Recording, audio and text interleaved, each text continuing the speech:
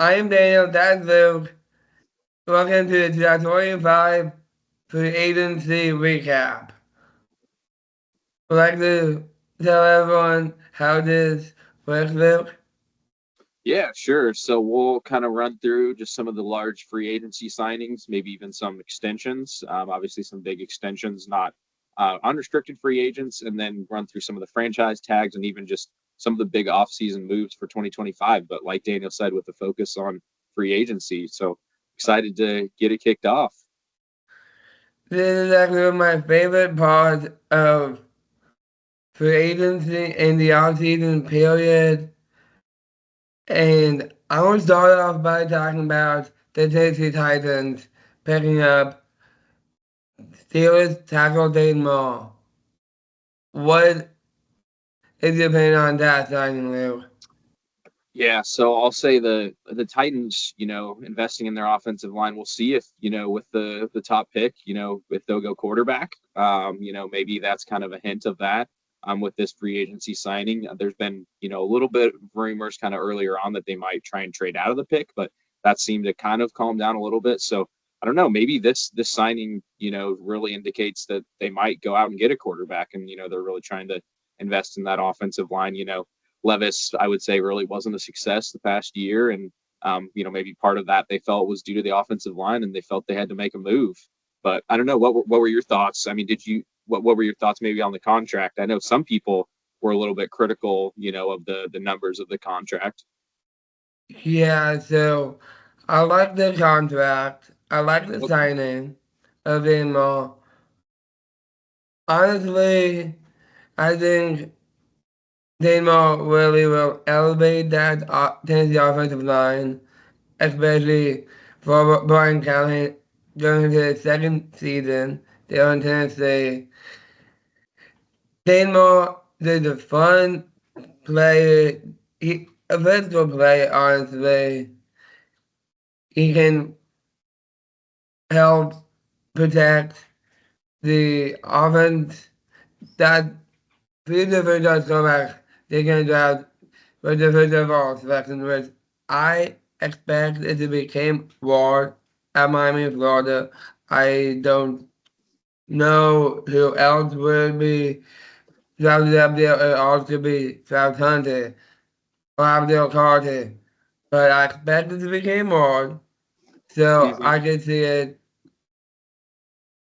this signing being a huge factor to become more drafted first overall. But Dave Moore, a great tackle to help bring out the good and whoever that first quarterback is going to be.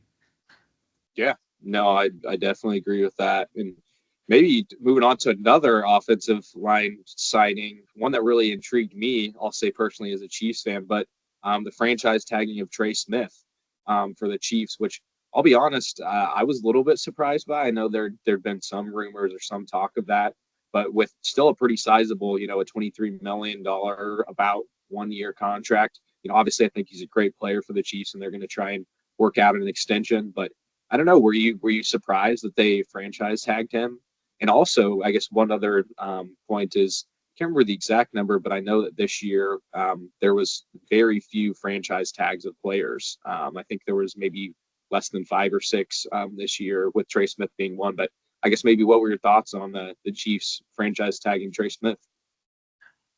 The Trey Smith, well, the Chiefs traded away Joe Tuner and Mm-hmm. franchise tagged Trey Smith.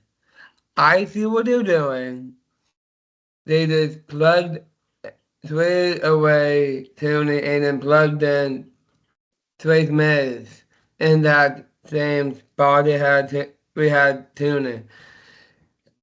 I like that because I like this franchise tag of Trey Smith because he's just the key part of a good young offensive line talent that the Steelers has drafted.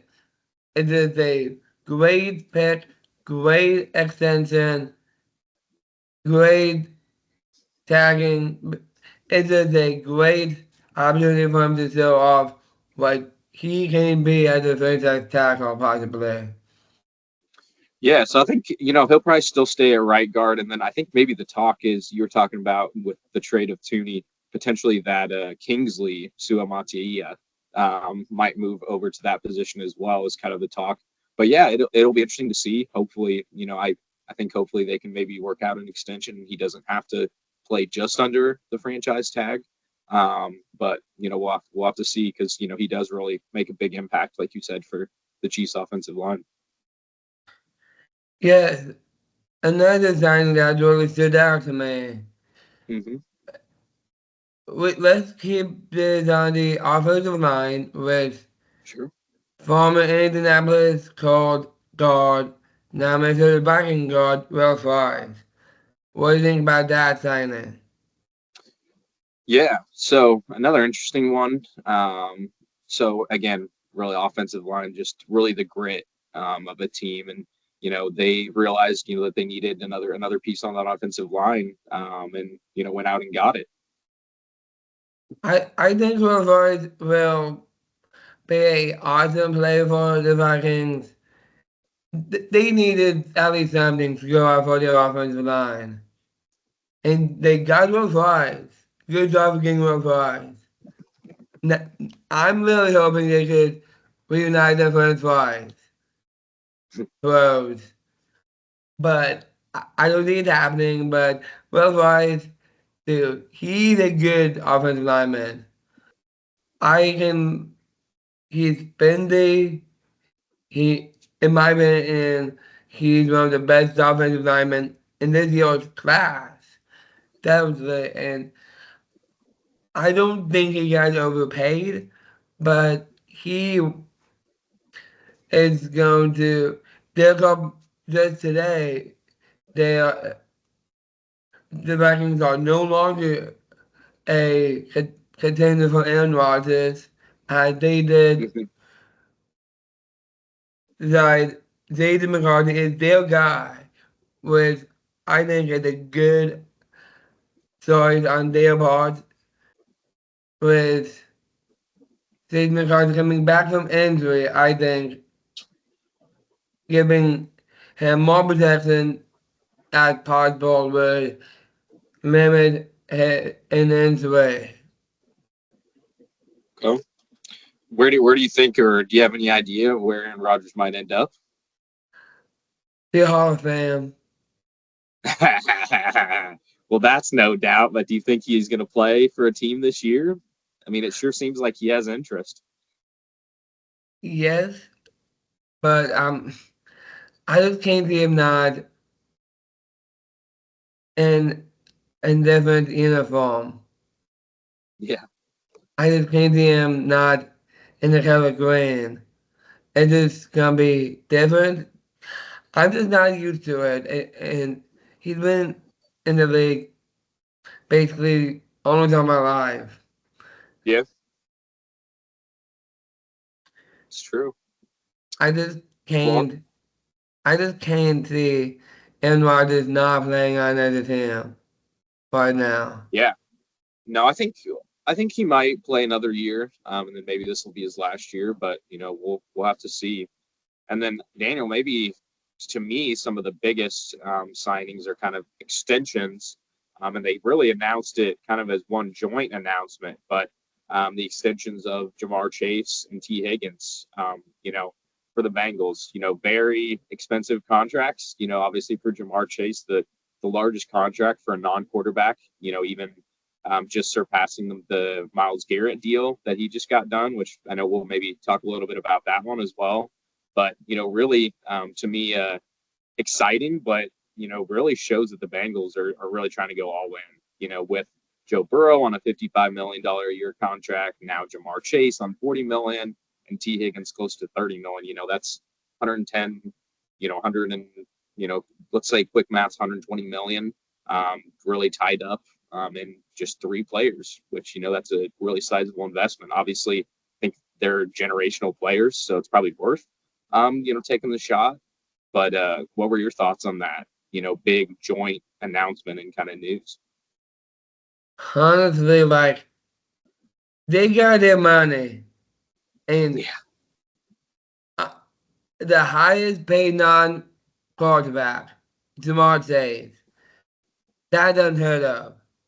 Jamar Chase is definitely a generational cornerstone of that Cincinnati Bengals team. And T. Higgins, they were hoping to get him off of that franchise tag. They didn't want to keep him on franchise tags in the first place. So I salute to the Bengals for doing that for T. Higgins. They do need T. Higgins. And what is Jordan's announcement is just a great signing. It is I am just lots of words because you'll talk about the highest paid non-quarterback in Jamar Chase. Mm-hmm. Yeah, so I'll say, I think that one is probably worth it. I guess the question is, you think the T. Higgins contract of close to $30 million a year is worth it? I'll say that I do think Jamar Chase is really a generational player. I guess, do you think that T. Higgins also, has that level of impact? Because, $30 million, it's a lot of money that they could have spent, on other pieces for their team. Yeah, I'm like, first of all, like I like both of these players. T. Mm-hmm. Higgins, I don't see him like he's a somewhat of a generational player to me because he is just so reliable. They just can't keep him away. Yeah, I could definitely see him turning into a franchise player like Jamar Chase, a Okay. generational receiver like Jamar Chase, but both of them I'd say are definitely a lock on the Bengals for the long term, and they solidified that with that extension.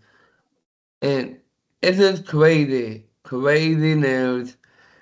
Lots of words on that Jamar Chase deal, but with T. Higgins and that deal he got, just insane.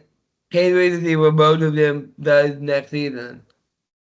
Yeah, no, they have a very exciting team, and hopefully both of them can stay healthy. I know that's sometimes been their issue, like not being able to always play together. Mostly T. Higgins, but some injuries from Jamar Chase as well. So yeah, I say hopefully they stay healthy. As a Chiefs fan, I don't want to wish injury on them, but they're great players.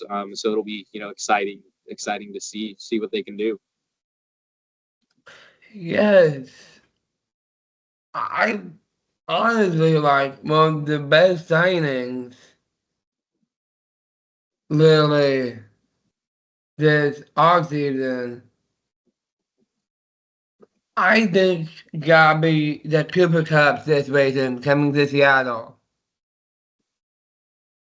First of all, I'm a big Seattle guy, love the signing, but with Cooper Cup coming back home to Washington, well, he played college ball at East in Washington, and he fits in so well. And I want to lean in not just the Cooper Cup deal, but the Marcus Wallace Scantling deal too. Pairing those two with Jackson Smith and Jigba, that's gonna be a lethal trio someday. You're a believer in Darnold? Yes, because I like Seattle Saints this next Okay. season. Okay. Yeah, no, I'll say I was, I think to your point, it is a good fit for Cooper Cup. I will say like it sure seemed like some other team shied away from him. Whether it was just the issues with, the age or just lack of productivity recently. But got it. I think it was about 3 year, $45 million deal with the Seahawks. So, hopefully that will be a good fit, and maybe he can get back to those kind of 20, I believe it was maybe 2022 was his best season. But, get back to those, really high receptions and yard numbers. And yeah, the next one, on Sam Darnold, I know he had pretty good year with the Vikings. Some people, might claim, good defense, good team overall, and they really, had some luck in some of their games. And then he kind of fell apart at the end of the season. So, this is really an opportunity for him to rebound. So we'll see if, he can really rebound and prove himself for the Seahawks. Honestly, I really like Sam Donald. That contract, that signing, that is awesome. Honestly, like I wanted Sam Donald or Russell Wilson. Yeah, I got then got Donald. I was excited because of what he gave Minnesota this past season. So I really want to see him not as Flores under Mike McDonald, but Flores in Seattle as maybe if he does goes back. Maybe. Yeah. No, there's definitely a chance. And, with those kind of new, two new guys coming in, maybe they can really, have a good bond, good chemistry with Cup and Darnold. And like you said, in Jigba. And, we'll see with them losing Metcalf, there's, going to have to be some people that step up. Yeah, like Seattle also lost Dickie Metcalf and Tyler Lockett. I Mm-hmm. think that too that definitely will fell in the play that definitely gonna fill in that Dickie Wallace, Marcus Wallace game plan. And I just can't wait to see what Seattle does. But it is fun to talk about Seattle right now. Sure. Honestly. Yeah, no, they're sure an exciting team. I think so. I'll say I was a little surprised with the shakeup at quarterback with the trade of Geno and then signing Darnold, but I think they just decided they wanted to mix things up. So props to them. Definitely one of the biggest I don't like shy away from my Seahawks, but how about one of the most intriguing teams this offseason? The New York Jets picking up Baltimore Ravens cornerback Brandon Stevens. What do you think about that signing? Oh, I don't know if that'll make a huge impact, but we'll have to see. You think it'll make an impact? Yes, but first of all, look how their head coach right now. Aaron Glenn. What a great way to start the Aaron Glenn era.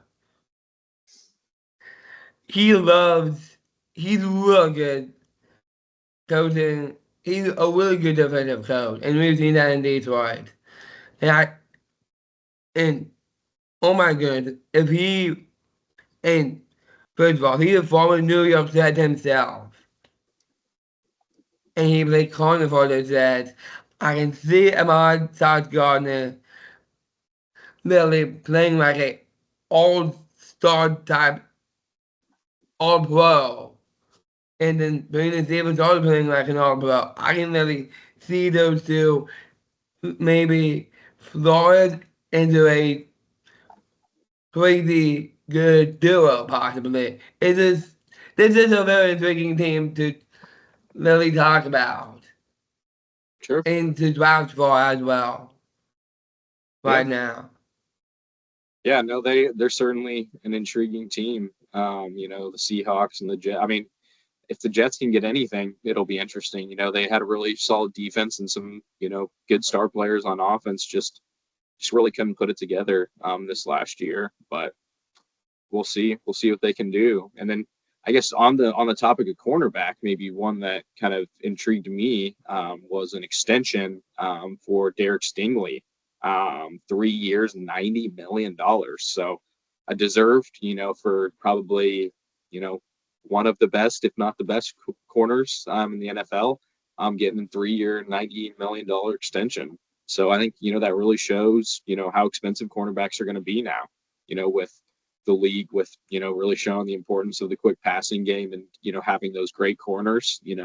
I think it showed that, corners are going to be expensive, and, they've started to be, and, $30 million a year. That's pretty expensive. What were your thoughts? The situation. Anyway, but great signing, but I like the fit. That's all I can say because this is a great opportunity for that player. But I love that signing. There's some things that intrigue me the most. But speaking of intriguing teams, this offseason, the Chicago Bears. When you talk Okay. about the Bears, they did not Yeah. just bring in former Detroit Lions offense coordinator Ben Johnson. They picked up one of I think, the best offensive lineman in this year's class. And the best center in this year's class, Drew Dalman. Love that signing for the Bears, making the Caleb Williams is upright, making bet he's gonna be a better quarterback, I hope. I don't want him to be like the David Carr of this era, because he cannot. He's a very good quarterback. For Caleb Williams' sake, do not be the David Carr of this era, please. Yeah, I don't think he will. I think it's early, and yeah, they are an intriguing team. With like you said, the signing at center, and then trading for Joe Tooney, and then another offensive lineman.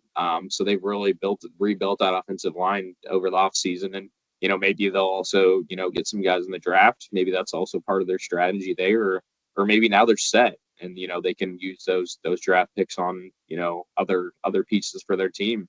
So yeah, they've definitely been very aggressive to your point this offseason. Down to like, speaking of the Bears, look who they also picked up. Greedy deals from the Falcons. Who was signing?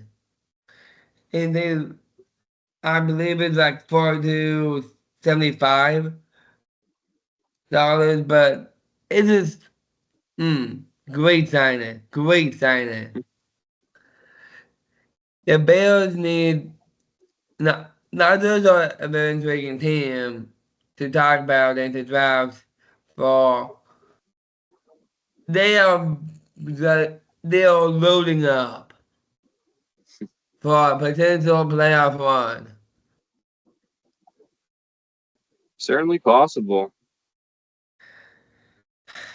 It's just so fun talking about the Bears right now. Well, one I Down was the going to say maybe list.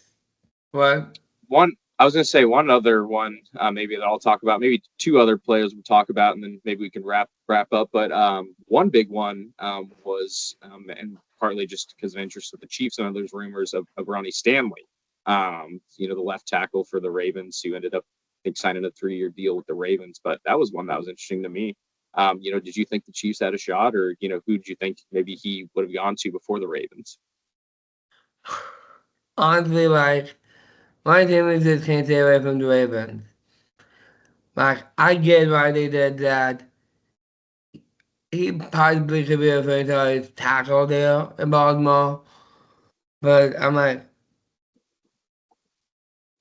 the detail got better at offensive line.